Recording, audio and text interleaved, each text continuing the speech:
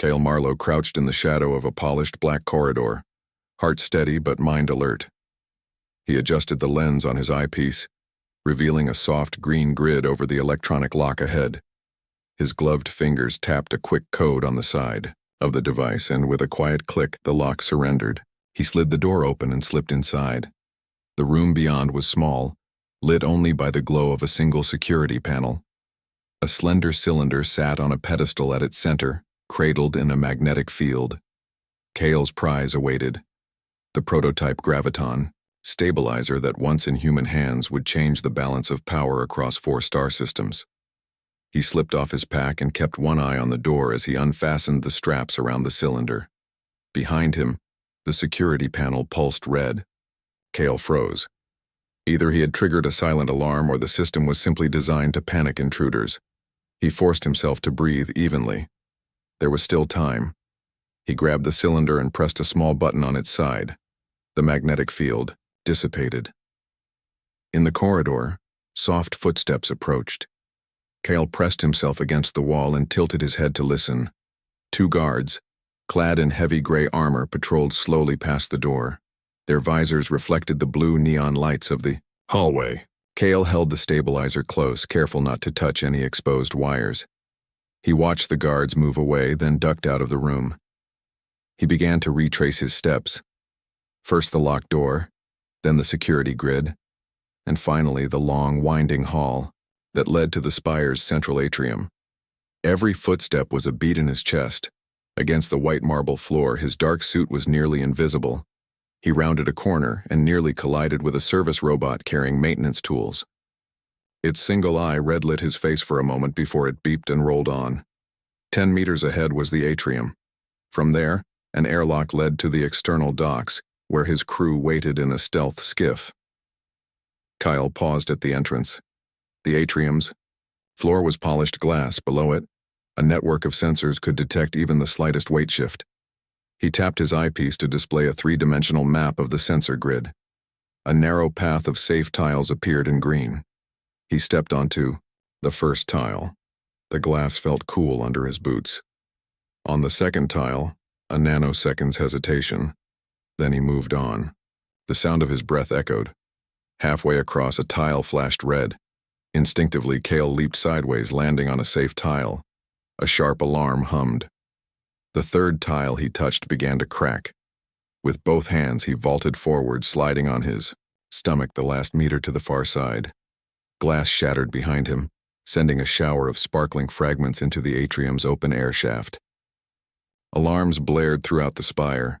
Cale rolled to his feet, pushing himself upright. He adjusted the stabilizer in his pack and sprinted into the airlock. The outer door hissed open. His crew's hover skiff hovered just beyond the threshold. On the right, Zara, the team's pilot, gave him a thumbs up. On the left, Breen and Milo, his partners in every job, loaded his pack onto the skiff. Kyle sprinted forward, arms outstretched. The door began to close. Zara triggered the manual. Override. The door slid back open. Cale dove inside. The door sealed behind him and the skiff nosed upward. Through the viewport, he saw the spire's curved walls recede as they accelerated. Lights blinked in every color: red for alert, green for normal, orange for caution. A minute later, they were outside the complex, racing through the dark sky of the gas giant below. Kyle sat up from his curled position. His body ached from the slide and the leap, but his spirit soared. He glanced at the stabilizer's digital display. It showed full power, a solid green bar. Perfect condition. "Great work," Breen said, his voice steady despite the alarm still echoing through the skiff's comm channels. "Nobody saw you. Sensors went down for exactly 3 seconds. You timed it right." "Wouldn't have made it without those sensor maps," Cale replied, glancing at his eyepiece calibration. "Zara, plot the escape route." Zara's fingers flew over her console. "Fire all thrusters. We'll hit the drop zone in 2 minutes. Ground crews will think it's just another transport." Kyle let himself relax for a moment. He allowed a small, proud smile. Every member of his crew was the best at what they did. Breen's electronic warfare skills, Milo's mechanical expertise, Zara's fearless piloting, and Cale's own steady nerves under pressure. Together they made the perfect team. His comm unit crackled. "Marlowe," a calm voice said. It was their fence, the broker who would pay them triple for an untraceable prototype. "Are you clear?" "Clear and flying," Kale answered. "Delivery, ET in 600 standard seconds." "Excellent. Just remember," the voice continued, "make sure there are no surprises." Kyle's smile faded. He looked down at the stabilizer's smooth surface. It pulsed faintly as it maintained its internal field. "Yeah," he said quietly to himself. "No surprises." But as the skiff slipped through the cloud layers, its engines humming, Kale couldn't shake the feeling that something had gone very wrong. The Spire's security systems had been too easy to bypass. The silent grid, the red tile that cracked, something in the system had reacted to his presence. He had not seen a single guard with his eyepiece, yet alarms had screamed the moment he touched the chamber floor. He sat back in his seat and closed his eyes. Every heist had its dangers, every plan its possible flaws. But this one felt different, like someone or something had anticipated them. The skiff dove through the last layer of clouds and into open space. Ahead, a shimmering point of light marked their destination, a small, uninhabited moon where the crate ship awaited. Kale cracked his eyes open and stared at that light. Whatever lay ahead, he promised himself he would be ready. Because in the end, the perfect job depended not only on skill and timing, but on one's ability to face the unexpected and survive. Kale Marlowe's eyes fluttered open to a dull, cold light. His head throbbed and every breath tasted like metal. He found himself lying on a smooth metal floor, his arms pinned by soft restraints that glowed faintly blue. He tried to sit up, but a wave of dizziness forced him back down. Through half-opened eyes, he made out the curved walls of a small chamber, lit by a single overhead lamp that hummed like a hive of angry insects. He shifted his neck and felt a soft scrape against his back. His hand moved of its own accord to check for injury. No blood, only a slight bruise that pulsed with every heartbeat. He narrowed his eyes and saw, across from him, a figure slumped against the far wall. The figure was a woman, but nothing in Kale's experience matched her appearance. She was pale as moonstone, with long limbs folded at impossible angles and hair that shimmered like silver streamers. Her breathing was shallow, measured. Kale tried to speak, but his mouth felt dry. He swallowed, clearing his throat. "Hello?" His voice came out hoarse, like gravel rolling down a hill. The woman's head snapped up. Her eyes were large, dark pools that reflected the dim light. They fixed on Kale with a predator's focus. His heart slammed against his ribs. He wanted to scramble backward, but the restraints around his wrists and ankles held him fast. He took a shuddering breath, forced himself to stay still. The woman rose, her movements smooth as silk. She stood on long legs that bent at strange joints, giving her a slightly crouched posture. Kale counted her steps, 3, 4, each so silent that he barely heard them. She stopped less than a meter away. Kale could see now that her skin was nearly translucent, like thin alabaster. Beneath it, faint veins traced delicate patterns. A small device was strapped to her left temple, wires disappearing into her sleek hair. She watched him without blinking. "Who are you?" Kyle finally managed. His voice grew steadier as he spoke. It was a gamble. Show confidence or risk hatred. The woman tilted her head. Her eyes glowed with a strange light. Then, in a voice that sounded like wind through chimes, she answered, "Name is Celira." Her accent clipped each syllable. "You are intruder." He frowned. "Depends on how you look at it." He forced a small, crooked smile. "Name's Marlowe. Kyle Marlowe. And I guess I woke up in the wrong place." Celira's gaze narrowed. She tapped the side of her temple. The wires in her hair pulsed with soft light. Kyle felt a sudden pressure at the back of his skull, as if something were reaching in. He blinked twice, then shook his head. The pressure vanished. Don't do that," he said. His voice shook, but he held her gaze. "You're probing me." She studied him for a long moment. Kale felt exposed, as if she could read every thought. He forced himself to think of nothing, to empty his mind of plans and fears.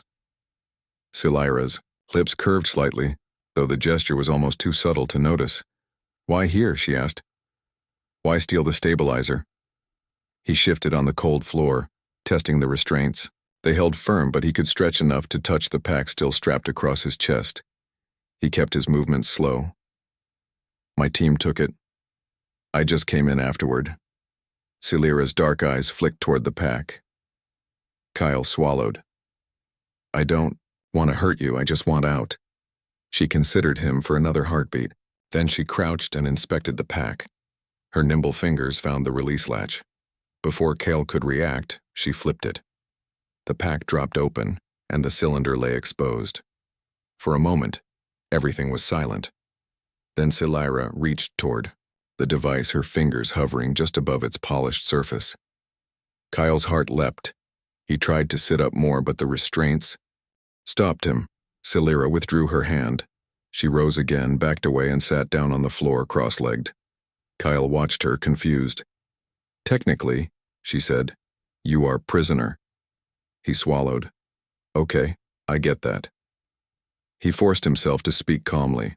"I need to know why." "Who are you?" Her gaze softened, just a fraction. "I am Scout of Azarex. My world is home to forests of crystal trees and oceans of lavender glow. My people live in peace, until a warlord promised power. He wants to use this stabilizer to crush our cities." Kyle felt a pang of guilt. He had never meant to capture her. His crew had not known she was here. "I didn't know there was any prisoner," he said.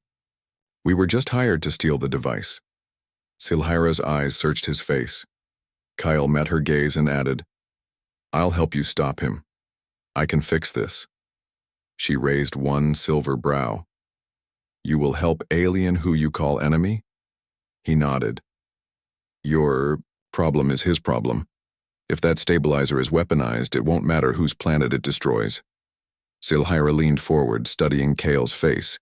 He felt her bio-neural link probing again, but this time the pressure was gentler. He met her silent questions with steady eyes. After a moment, she rose and paced to the door. She placed a small hand on the control panel beside it. The restraints around Kale's wrists dimmed and unlocked with a soft click. Kale rubbed his numb wrists. He stood, testing his legs. Silira watched him intently. "First rule," she said. "No tricks." He opened his mouth, then closed it. Finally, he said, "First rule, tell me what I need to do." Outside the door, distant alarms echoed through the corridors. Somewhere in the depths of the facility, security forces were moving. Kyle felt a surge of adrenaline. He straightened his shoulders and faced Silira. "Then let's move," he said. Silira inclined her head. Together, human and scout, they stepped out into the unknown, each unsure what lay ahead, but certain they faced it as allies rather than enemies. Kale and Silira moved through the low-lit corridor with cautious steps. The walls curved overhead, lined with glowing conduits that pulsed in steady rhythm. Every footfall echoed faintly, a soft reminder of how alone they were deep inside the facility. Kyle kept his hand near his hip, where he carried a small plasma cutter, more tool than weapon, but Silira walked ahead, her pale form almost ghost-like against the metal walls. Their breaths rose in the hush. Kale tried to imagine her world, the crystal trees and lavender oceans she had described. Silira's head turned slightly as if she sensed his thoughts. Then, suddenly, Kale felt a ripple in his mind, an alien whisper brushing against his memory. He staggered for a moment, blinking as if waking from a dream. Silira halted and glanced at him with concern. "Focus," she said softly. Her voice had lost some of its chill. "Biolink can be strong." Kale ground his teeth and forced himself to breathe evenly. "I'm fine," he insisted, though his heart still hammered. "Just unexpected." She nodded once. "I will guide." With that, Silira stepped to a side alcove and touched a panel. A hidden door slid open, revealing a narrow maintenance shaft. A ladder of polished rungs led upward into darkness. Kale followed her inside. The shaft smelled faintly of ozone and oil, and the air was cooler than the corridors. He climbed beside Silira, whose movements were graceful and sure, her silver hair brushing the ladder's rungs without snagging. At the top they emerged in a small control room. Panels of flashing lights and translucent screens lined the walls. A central console projected a holographic map of the facility. Security cameras, patrol routes and power cores glowed in orange and blue. They had to cross this room to reach the service elevator on the far side. Kale approached the console, glanced at the map, and then turned to Silira. "If we cut power here," he said, pointing to a node on the display, "we can loop the cameras for 2 minutes." She studied the panel. "Good." He knelt and began to splice a data line with his cutter-tipped tool. Sparkles of bright light flew as he worked. Each cut felt deliberate and exact. Behind him, Silira watched the door, her slender body tensed, ready. In less than 30 seconds, Kale finished the splice. He tapped a command on the console. Instantly, the holographic map shifted. Red camera icons blinked out. The flashing lights slowed. 2 minutes of darkness, go, he whispered. Silira rose and moved first. Her long stride covered ground in 4 silent steps. Kyle followed, his boots whispering on the metal floor. Midway across the control room, a guard stepped through, a side door caught in the loop. He wore standard gray armor and carried a baton-like weapon. Kyle froze, but Silira acted. In a single fluid motion, she swept her arm out. A pulse of bioelectric energy crackled from her palm.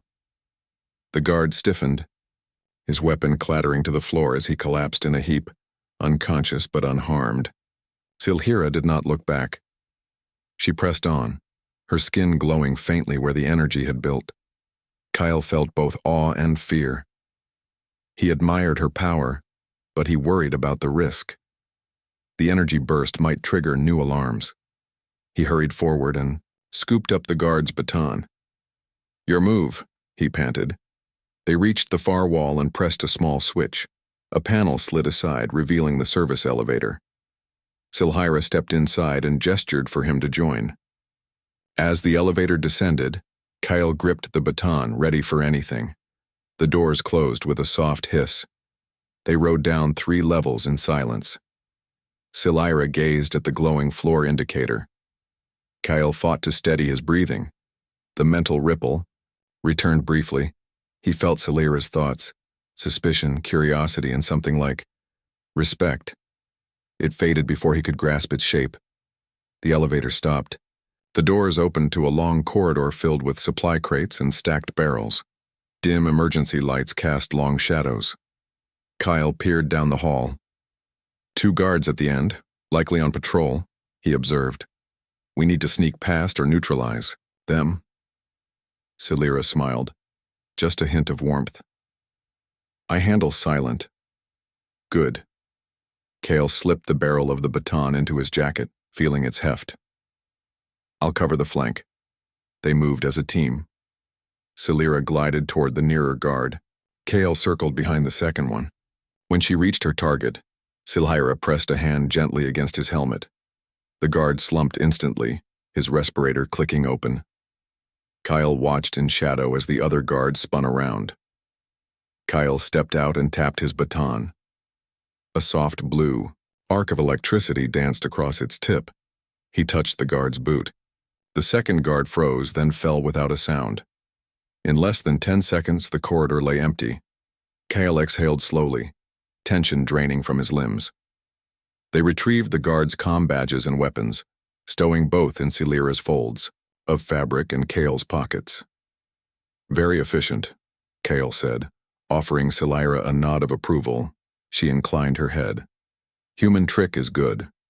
They exchanged a brief, genuine smile, an unspoken acknowledgement of respect. In that moment, Kale realized their uneasy alliance was growing stronger, 2 strangers from different worlds united by necessity, discovering that trust could bloom even in the heart of danger. Ahead, the corridor bent left toward the elevator hub that would take them closer to Silira's cells and the data archives he needed. The security loop would end soon. Kale checked his watch. They had less than 30 seconds of reprieve. He placed a steady hand on Celira's arm. "Ready?" he whispered. "Ready," she replied. Together they stepped into the corridor's shadows, prepared to face whatever waited next, with curiosity, skill, and a cautious bond of trust guiding them forward. Kale, Marlowe, and Celira slipped into the hidden chamber at the end of the supply corridor. The door slid open with a soft hiss, revealing a vaulted room lined with panels of glowing screens. In its center stood a raised dais holding a transparent cylinder filled with swirling data streams. Kale paused at the entrance, heart racing. This must be the data cache Celira mentioned. He glanced at her. Her pale face was lit by the screens, eyes bright with purpose. Celira moved first. Her long, slender fingers brushed across a console beside the dais. The screens flickered as she accessed the system. Kyle stepped forward, scanning the walls. Rows of memory banks glowed with blue lights. He recognized some of the symbols from his eyepiece's universal translator.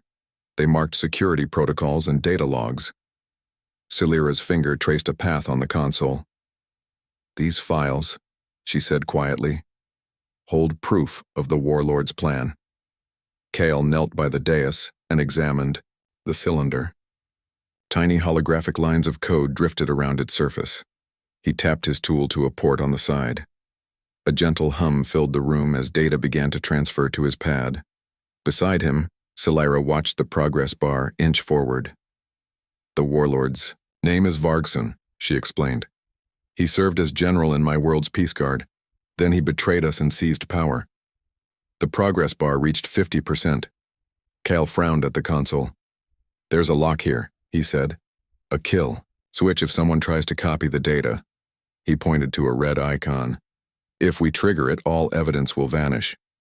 Celira's brow furrowed. She tapped her temple device and her eyes glowed as the biolink activated. Kale felt a gentle pressure in his mind, guiding his thoughts.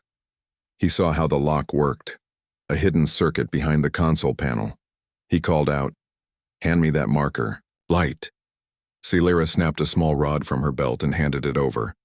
Kyle lifted a side panel and shone the light on the exposed circuitry. Thin wires crisscrossed alley, like a web. The kill switch sat at the center, blinking softly. He drew a circle around it with the marker tip. "We cut these two leads," he said, "and the data will unlock without wiping." Celira nodded and fetched a pair of fine cutters from her satchel. Kale held the panel steady while Celira snipped the wires. Sparks flew briefly, but the console stayed lit. The hum deepened and the progress bar shot to 100%. A soft chime rang in the chamber. Data files now filled Kale's pad. He rose and checked the readout. Blueprints, security logs, encryption keys, all evidence of Vargson's plot to weaponize the graviton stabilizer and bombard Azurex's crystal forests. Celira exhaled, relief warming her expression. "Now we have proof," she said. "We can show my people, we can stop him." Kale smiled. "Let's get out before anyone notices."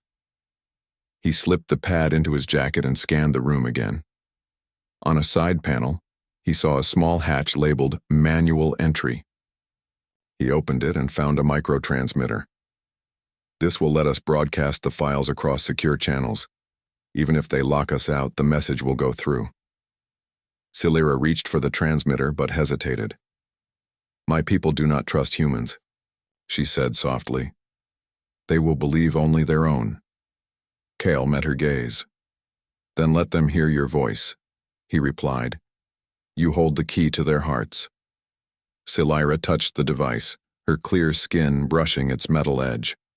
She closed her eyes for a moment, then pressed the activation switch. Above the dais, a holographic emitter glowed. Celira stepped forward and placed her hand on its surface. In her mind, Kyle felt her thoughts flow. Memories of her home. Towering crystal trees, lavender seas, fields of bioluminescent flowers. His heart tightened at the beauty of it. Then images of Vargson's armies, marching under red banners. He felt her anger and sorrow, deep and true. A soft, melodic voice echoed through. The chamber speakers. People of Azurex, Silira began. I bring you truth. Vargson betrays every promise of peace. He plans to use the graviton stabilizer as a weapon against our own world. This data proves his crime. Kyle watched as the holograms flickered, showing security logs and tactical briefings. Silira narrated each one with calm authority. When she finished, the chamber fell silent. Kale looked at her, awed. That was perfect, he said. Silira's eyes glowed faintly. They will listen now, she replied. They must. Kale nodded and moved to the door. Come on, we still have to get to the hangar. He offered his elbow. Silira took it, her fingers brushing his. As they stepped back into the corridor, alarms echoed in the distance. Security had noticed the console's tampering. Kale felt adrenaline surge. He glanced at Silira. Ready for one more run? She asked. He grinned, heart thumping. Always. Together they melted into the shadows, carrying hope for two worlds and the proof to change them both. Red warning lights bathed the corridor in an urgent glow as alarms shrieked through the station. Kale, Marlowe, and Silira crouched behind a stack of supply crates, hearts pounding. The diversion was working. Kale's jury-rigged splice at the power grid had sent sparks flying through the facility's conduits, forcing security teams to scramble toward the chaos. 2 minutes before power reroutes, Kyle whispered, checking his wrist console. The timer ticked down in bright orange digits. We have to move now, before the loop ends. Silira nodded. Her pale skin shimmered under the red lights. She rose silently, eyes narrowed in determination. Follow, she said, her voice steady. Together, they slipped into a side hallway. The corridor was wide and lined with reinforced doors. Through hidden vents above, Kale could hear the thud of armored boots moving toward the main junction. He led Silira to a maintenance panel set low in the wall. Help me open this, he said, handing her his plasma cutter light. With a quick slice, she removed the panel cover. Beneath lay a tangle of thick cables. Kyle scanned the grid with his eyepiece, a mix of power lines and data streams. He tapped a cable, no response. He tapped another, static crackle. Here, he said, pointing. This line controls the door locks ahead. I can loop it long enough to get us through. Silira crouched beside him. Though her fingers were long and slender, she handled the cutter with expert precision. Sparks flew as she severed the correct cable. Instantly, the red warning light switched to a steady yellow glow. A low hum replaced the shriek of alarms. Go, Kale said, pulling the console door open. Silira slipped inside and pressed a button. The doors down the corridor slid open with a mechanical groan, revealing a flight of stairs leading upward. They raced up 2 flights, Silira's stride sweeping past Kale's shorter steps. At the top, a patrol of 2 security androids stood in their path. Chrome plating gleamed under the lights, and their glowing sensor eyes swept methodically. Kale froze. Silira held up a hand. With a soft hum, electricity danced along her fingertips. Kyle's jaw dropped as he watched her bioelectric energy build into a gentle arc of light. Stay back, she whispered. She surged forward. The crackling discharge flared above her palm, enveloping the first android. Its limbs locked in place, then surrendered as the current shorted its circuits. The second android spun to face Silira, but Kale intercepted. He jabbed the guard's baton, recovered earlier, against its knee joint. A quick pulse of energy collapsed it to the floor. Silhira's biopulse purged the grid in that section, and the androids lay inert, but undamaged. Kyle exhaled. Nicely done. She flashed a ghost of a smile. Your human tools are clever. They moved on, stepping around the guards and past a secure hatch labeled Hangar Access. Kyle touched his comm badge against the reader. It registered unauthorized in flashing red letters. He frowned. Silira approached and placed her palm against the reader panel. A soft glow pulsed from her device implant. The panel beeped green, and the hatch unlocked with a hiss. Kale stared, awed. You had the codes? Silira shook her head. No. I overlaid my biosignature. It tricked the reader. Kale nodded. Human engineering and alien biology working side by side. This alliance felt stronger with every step. They entered the hangar corridor. Ahead, a heavy blast door sealed the main bay. Beyond it, Kale knew, sat the prototype graviton stabilizer, still cradled in its magnetic cuff. The vault's interior lights glowed blue through the small viewport. Last door, Kale said. He tapped a sequence on his wrist console. I can override the door's power lock, but it will take 10 seconds. Make sure no one comes through. Silhira pressed her back to the wall, keen ears picking up distant footsteps. Kale crouched by the control panel, fingers dancing across synthetic keys. The interface accepted one code, then rejected the next. Sweat beaded on Kale's brow. Almost. There, he muttered. A heavy thump sounded behind them. A guard. Team had found the hatch. Steps thundered toward the door. Now! Silira hissed. Kale slammed his palm onto the final override pad. The console crackled, then emitted a green glow. The heavy blast door rumbled as magnetic locks disengaged. A bright flash of light streamed through the gap. The guard team reached them, 4 soldiers in reinforced armor, rifles raised. Silira stepped in front of Kale, raising her hand. Once more, bioelectric energy gathered at her fingertips, humming in the charged air. Go, she urged. With no other path, Kale sprinted through the opening. He didn't look back. The blast door slammed shut just as Silira released a wave of energy. The guards staggered, their weapons dropping as circuits overloaded. The lights on their armor blinked out. The door's inner panel lit red. Locked from inside, Kyle bolted down the final stretch of corridor and burst into the hangar bay. There, mounted on heavy rails, sat the transparent cylinder holding the graviton stabilizer. Blue tendrils of magnetic energy rippled around the device. Silira joined him seconds later, panting. We must get that out now, she said. Kale hefted his pack and unfastened the straps. Right behind you. They moved together, human and alien, past silent guard bots and stalled turret mounts.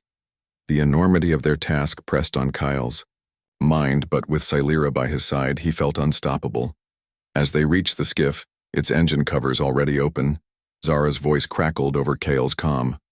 Hurry, Marlowe. Security drones are on patrol. Kale smiled to Silira.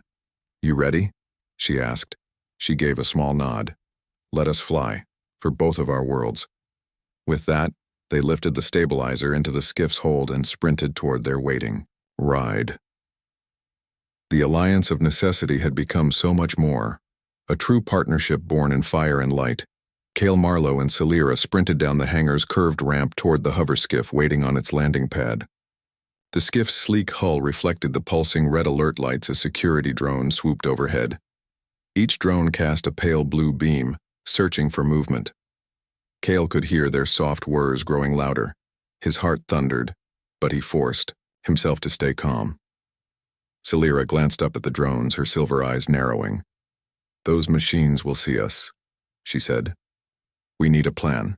Kyle gripped the skiff's side rail and pointed to an array of maintenance crates stacked nearby. Cover and decoy, he said. He grabbed a small cylindrical flare from his belt, then handed it to Silira. Light this and toss it that way. He indicated a narrow service corridor to their right.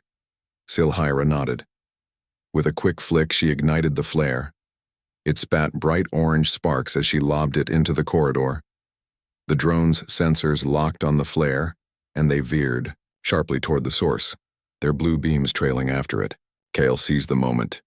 He hoisted the graviton stabilizer into the skiff's hold while Silira keyed the access panel. Hold on, Silira called as the skiff's engines roared to life. Its rear hatch sealed, and thrusters ignited with a soft glow. The skiff lifted off, sliding across the pad just as 2 drones came whirling back into view. Kale braced himself against the cabin wall as the skiff lunged upward. Outside the viewport, the drones fired their tracking pulses. Blue bolts of energy splashed against the skiff's shields, sending ripples through its transparent canopy. Silira leaned over the pilot's console, her slender fingers dancing across the controls. Installing the cloak, she announced. It will hold for 30 standard seconds. Kyle watched the readout. Cloak engaged. The skiff's hull dimmed until it matched the dark hangar walls, all but vanishing. The drones circled, searching blindly. One of them crossed directly over the skiff, its underslung sensors mere meters away. Kyle held his breath as its spotlight swept across the deck. When the light passed, the skiff slipped free and darted into the open sky. Outside, the gas giant's pale clouds stretched beneath them. The skiff dove into a canyon of thick neon blue storms. Lightning danced across the clouds, illuminating the swirling gases. Kale's eyes shone with excitement. Human piloting, he said, and alien power make quite a team. Celira glanced at him. You are calm under storm. Kyle smiled. I've faced worse. He leaned over her shoulder as she guided the skiff through a narrow gap in the storm wall. Beyond, the moon's gray surface glowed faintly under the planet's reflected light. Moments later, the skiff burst into open space above the moon. The collapse of the storm left them in silent black. Kyle tracked their course to the crate ship still hidden behind a nearby ridge. There she is, he said, pointing. Silhira engaged the skiff's afterburners. It leapt forward, its engines humming a clear note. Kale gripped the stabilizer's crate, checking its digital display. Full power, no faults, perfect condition. Behind them, the drones re-emerged from the storm's edge. They closed fast, firing tracking pulses that lit up the void. Kale tapped a switch on the control panel. Dispensing chaff, he said. Tiny metallic fibers spilled from the skiff's rear vents, forming a shimmering cloud. The drone's pulses scattered against it, and their locks flickered out. Celira breathed a quiet sigh of relief. They cannot follow. Kale looked at the moon's surface rising ahead. One more run, he said. The skiff dipped low, skimming, over dusty plains toward the ridge where the crate ship lay hidden. Its engines softened to a low hum to avoid detection. Kale checked the cargo hold. The stabilizer sat secure in its magnetic cradle. He touched the crate's side. Almost home. They reached the ridge's crest and found the crate ship exactly where they'd left it. A rugged freighter painted, dull gray, its engines dormant. Zara's voice crackled over Kale's comm. Are you in range? Launching now, Celira answered. The skiff latched onto the crate ship's docking ring and sealed. Kale's pack ejected from the hold and floated into the ship's cargo bay. He unlatched himself and stepped through the bulkhead into the dim interior. Zara, Breen, and Milo stood waiting. Milo slapped Kale on the shoulder. Nice fireworks out there, he said. Those drones didn't stand a chance. Kale handed over the digital pad with Vargson's data. Silhira helped me broadcast it, he said. Her people will see the truth now. Silhira entered as well, her presence calm and strong. She nodded to each crew member.